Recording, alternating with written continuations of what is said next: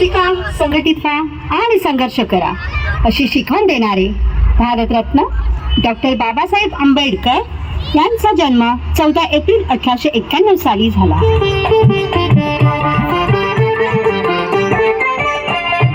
सोनियाची उगवली सकाळ, हो सोनियाची उगवली सकाळ, उगवली सकाळ.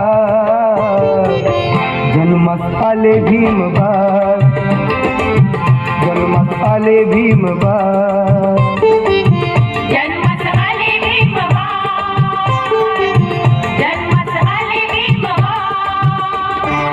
जेव्हा बाबासाहेब शाळेत जाऊ लागले तेव्हा अनेक समस्यांना त्यांना तोंड द्यावे लागले, जसे की छूत अछूत, भेदभाव.